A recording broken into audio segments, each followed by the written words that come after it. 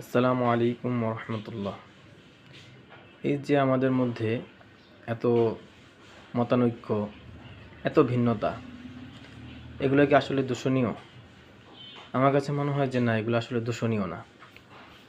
এই মতপার্থক্য, ভিন্নতা, এগুলো হচ্ছে আল্লাহর সৃষ্টি একটা সৌন্দর্য। আল্লাহ তাআলা আমাদেরকে সৃষ্টি করেছেন অনেক সুন্দর করে। আপনি যদি আল্লাহর সৃষ্টির দিকে তাকান তাহলে দেখবেন যে ভিন্ন ভিন্ন ফুল, ভিন্ন ভিন্ন ঘ্রাণ, তারপরে ভিন্ন ভিন্ন ফল, ভিন্ন ভিন্ন স্বাদ। এমনকি মানুষের মধ্যে আল্লাহ তাআলা এই যে ফিঙ্গারপ্রিন্ট দিয়েছেন, কোনো মানুষের ফিঙ্গারপ্রিন্টের সাথে কোনো মানুষের ফিঙ্গারপ্রিন্ট মিলার কোনো সুযোগ নেই। তেমনিভাবে আই প্রিন্ট। তো এরকম আল্লাহ তাআলার সৃষ্টিটাই ভিন্ন ভিন্নভাবে করেছেন। এটা সৃষ্টির অন্যতম একটা সৌন্দর্য।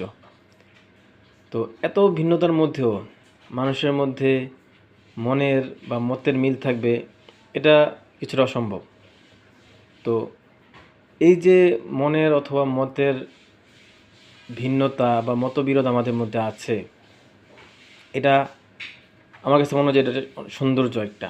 কিন্তু এই মতভেদের কারণে, মত পার্থক্যের কারণে আমরা যে ধরনের গালিগালাজ অথবা ভিন্নতার কারণে, শুধুমাত্র মতের অনৈক্য হওয়ার কারণে যেভাবে নিজেদের ভাইকে যেভাবে শত্রু বানাই, এটা মনে হয় আমাদের জন্য কাম্য না। আমাদের শুধুমাত্র শত্রুতা এটা হবে আল্লাহর জন্য। আল্লাহর জন্য কী হবে?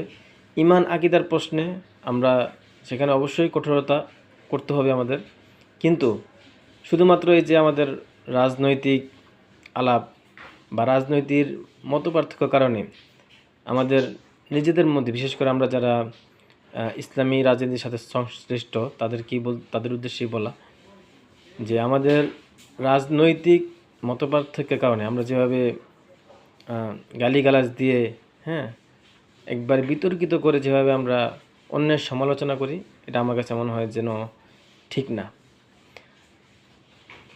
একজন ভাই সে ভিন্ন রাজনীতি করতেই পারেন, ভিন্ন কিছু করতেই পারেন, কিন্তু সেখানে আমি কেন আমারটা করতেছি, এক্ষেত্রে যুক্তির আলোচনা হইতে পারে। আমারটা কেন ভালো, তারটা কেন খারাপ,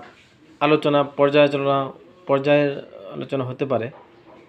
কিন্তু তার মানে এই নয় যে এখানে গালিগালাজ হবে।